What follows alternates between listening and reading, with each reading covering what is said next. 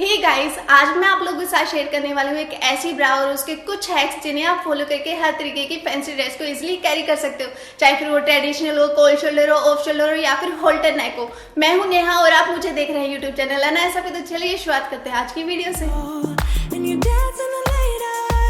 अक्सर हम ये पूछने में काफी ज्यादा शर्माते हैं, लेकिन आज मैं आप लोगों के साथ खुल के शेयर करने वाली हूँ कि आपको किस तरीके के टॉप के साथ किस तरीके की ब्रा को कैरी करना चाहिए। तो गाइस, जिस ब्रा का यूज मैंने आज वीडियो में किया है उसका लिंक आपको नीचे डिस्क्रिप्शन बॉक्स में भी मिल जाएगा। जरूरी नहीं है कि आपको यही वाली खरीदनी है, आप कोई भी ब्रा को खरीद सकते हैं। मैं आपको नीचे डिस्क्रिप्शन बॉक्स में बहुत सारे लिंक्स प्रोवाइड कर रही हूँ, तो आप अपने अकॉर्डिंग कोई भी ब्रा चूज कर सकते हो।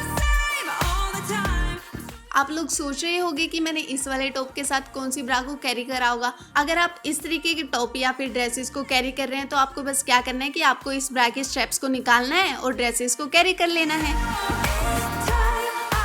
अक्सर क्या होता है कि हैवी ब्रेस्ट वाले लोग सोचते हैं कि ऑफ शोल्डर तो हम पहन ही नहीं सकते हैं, पर आप ट्राई कर सकते हो वन शोल्डर। क्योंकि क्या होता है कि वन शोल्डर टॉप में बस हमारी एक स्टेप दिख रही होती है जिसे हमें रिमूव करना होता है। तो आपको क्या करना है कि आपको इस ब्रा की एक स्टेप को रिमूव करना है और टॉप को कैरी कर लेना है। और यहाँ पर मैं जो ब्रा यूज कर रही हूँ वो हैवी ब्रेस्ट वालों के लिए एकदम परफेक्ट है। अगर आप चाहो तो आप इसे ऑफ शोल्डर करके भी पहन सकते हैं।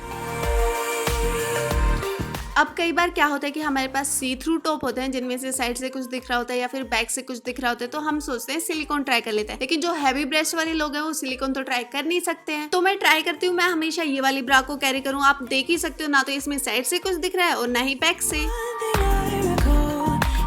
गाइस, अब बारी आती है होल्टर नेक की। गाइस, मैं आप लोगों को एडवाइस करूंगी कि आप हमेशा ऐसी ब्रा चूज करें जिसके स्टेप्स आप लोग रिमूव कर पाओ। जैसा कि आप यहाँ पर देख सकते हैं कि मैंने एक स्टेप को रिमूव करके दूसरी स्टेप से होल्टर नेक बना दिया। इससे क्या होगा कि आपकी ब्रेस्ट को पूरा सपोर्ट मिलेगा और आपको आपकी ब्रा गिरने का भी डर नहीं रहेगा। तो इससे क्या होगा कि जब भी आप होल्टर नेक की कोई ड्रेस कैरी करोगे तो आपको अपनी ड्रेस को इधर से उधर खिसका कर फिक्स करने की नीड नहीं होगी। अब हम आते हैं सबकी प्रॉब्लम बैकलेस पे। हम सब गर्ल्स को बैकलेस चाहिए होता है, चाहे फिर हम ट्रेडिशनल पहने या फिर वेस्टर्न ड्रेसेस पहने।